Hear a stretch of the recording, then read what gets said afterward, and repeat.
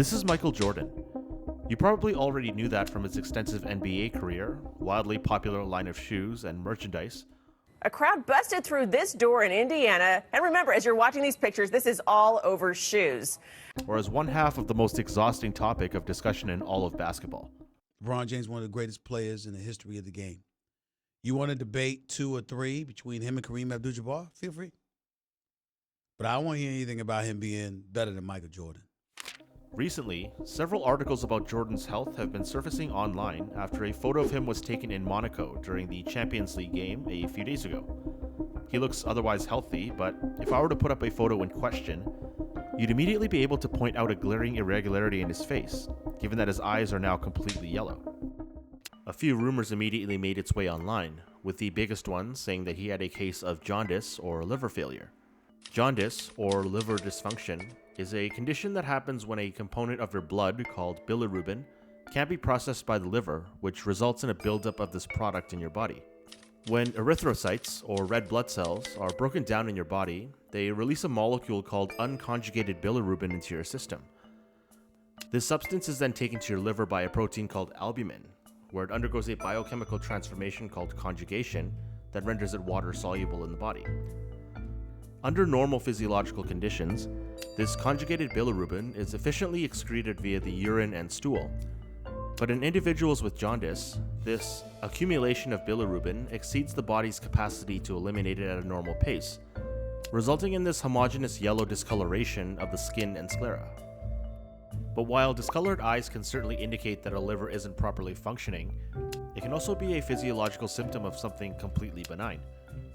The pupils in your eyes are surrounded by this outer layer of connective tissue called the sclera, which exists to provide overall structure to the eyeball and keeps it steady from incidents of minor trauma. Sclera can fall into 2 categories here, anecteric and icteric.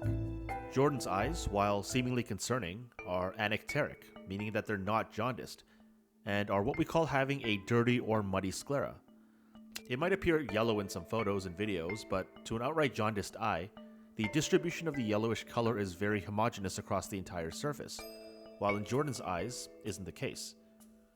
This actually isn't anything new.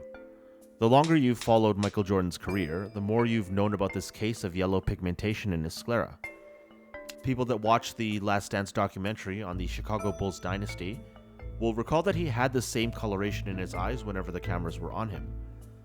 So, if Jordan likely doesn't have jaundice, hepatitis, or pancreatic cancer, which are the normal conditions yellow eye pigmentation can be a precursor for, what exactly does he have and why are his eyes discolored?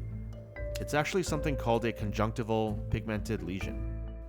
Conjunctiva, which is a vascular membrane in the eye that gives it protection, pigmented, which notes the change in color of the sclera, and lesion, which is some sort of damage or irregularity in an organ.